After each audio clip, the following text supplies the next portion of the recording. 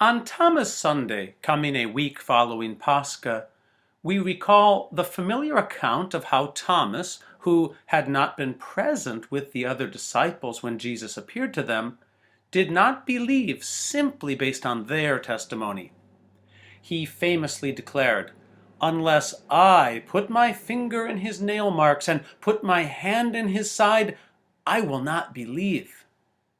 Based on this, he has come to be known popularly as Doubting Thomas. When we look at the whole story of Thomas and the resurrected Jesus, as well as the later life of Thomas, I'm going to suggest that we really should call him Tardy Thomas. And the fact that this apostle is habitually late to important events is used by God to reveal his glory and might.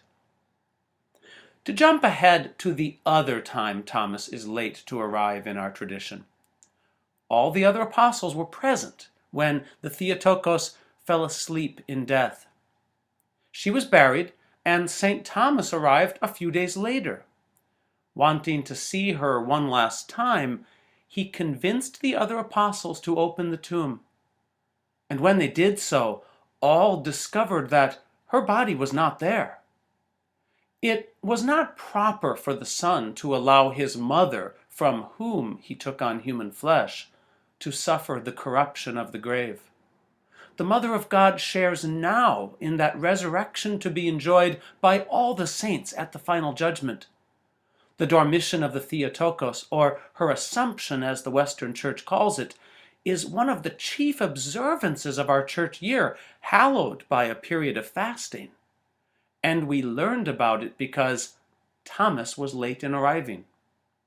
Surely, however, it was God's hand that kept him away, so that he could reveal all of this to us.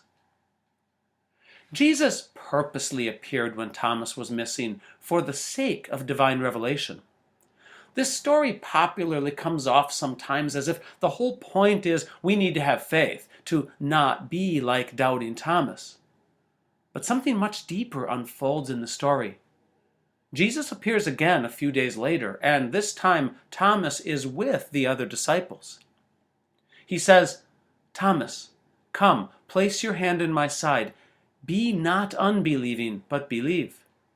Now, if you ask many people what happened next, they will tell you that Thomas put his hand in Jesus' side and then came to believe. But that's not in the Gospel of John.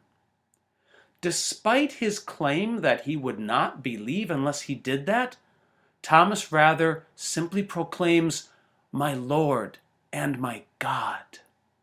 So Thomas goes from unbeliever immediately to making the boldest and clearest statement of the divinity of Christ found in the Gospels. And the story ends with words meant not for Thomas, but for you and me.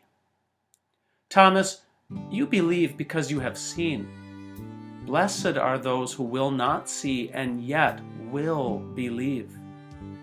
And for those of us who believe in a risen Lord we have never seen, these are words that comfort and strengthen. And these are words we would not have heard if Thomas had been there the first time.